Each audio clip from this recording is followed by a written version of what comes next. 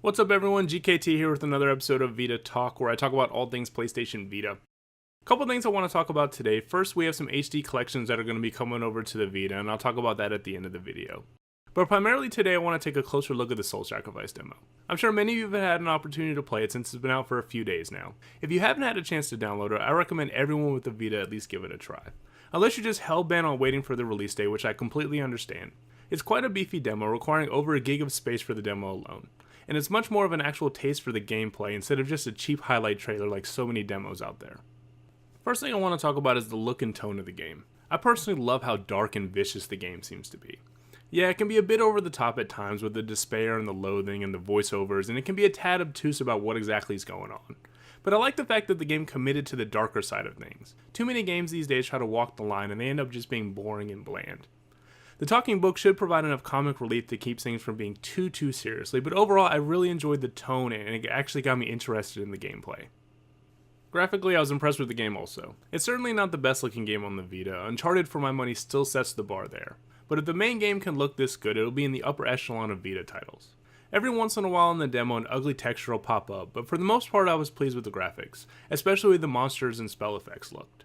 The hub system of the demo allows the game to look good and keep a really good frame rate as well, giving the illusion of an open, expansive world without the drain on the resources. Anyone who's played Assassin's Creed Liberation knows that a choppy frame rate can really affect the gameplay, so the hub system may have been the most savvy choice for the Vita. This may sound boring, but to me the most impressive thing about the demo were the camera controls. I played many games in my time that have been ruined by bad or finicky cameras. If it doesn't work right, it can completely derail an otherwise good experience.